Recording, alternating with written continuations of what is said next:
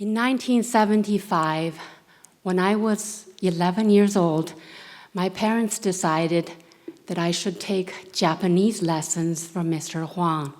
I thought nothing of it except that Mr. Huang was considered a weirdo and a public embarrassment. People called him names and laughed at his appearance. In the morning, when everyone was out disposing their night soil and going to the public tap, he would also appear, swinging his kettle in one hand, as if it was a prop to accompany his dance-like descent to the human stage. Father told me Mr. Huang was the most educated person in town, but I don't remember a single Japanese word he taught me. What I do remember were many other things from this learning adventure. It started when I commented on the photographs under the clear glass on the table. They were magazine clippings and black and white photos of the same man.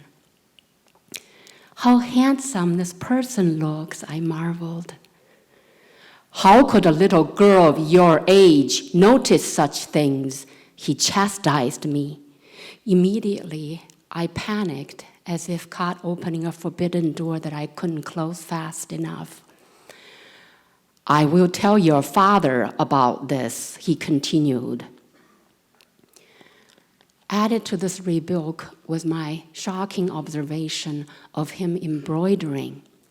It was a love poem from one of the most famous novels of Chinese literature, The Dream of the Red Chamber.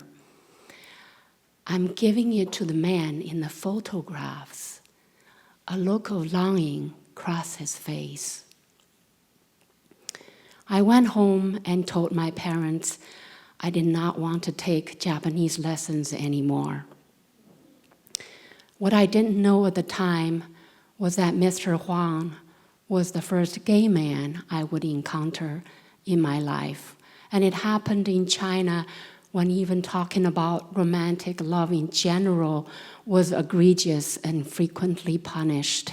The only love we could talk about was love to our country and the Communist Party, so I didn't even know how to tell my parents what happened, and strangely, they didn't ask, nor did they try to change my mind.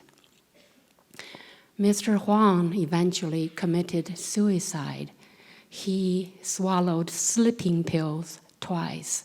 The first time, he was saved, and then one midnight, Father was awakened by a telegram stating that Mr. Huang had tried to kill himself again during a trip to Beijing. This time he succeeded. He was found lying by the side of an army officer's tomb. Mr. Huang's tragic death left a deep mark in my heart, but its impact was not fully understood until many years later, my ex-husband came out as a gay man. It was like Mr. Huang all over again, except we'd been living in America.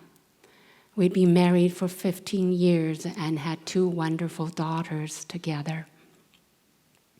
The father of my 2 daughters, he's one of the most wonderful people I've ever had the good fortune to meet in my life, and believe me, I have hardly met any other man who could top him ever since.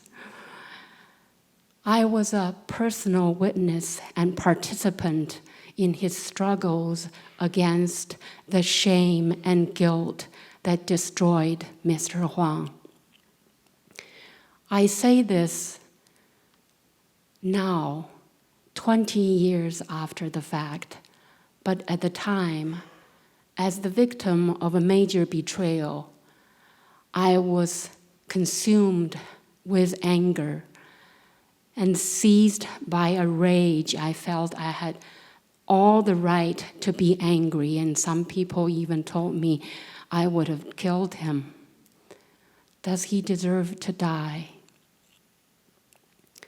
It was during those very dark hours, at the edge of my humanity, Mr. Huang's image, Mr. Huang's came across the ocean from my childhood.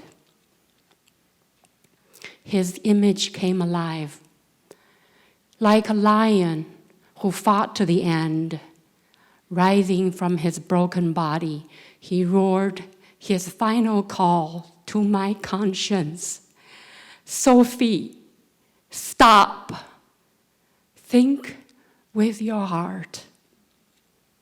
Mr. Huang saved me from becoming a bitter and hateful person.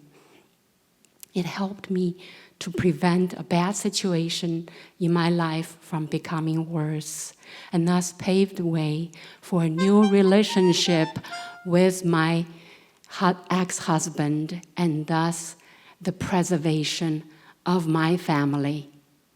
Thank you very much.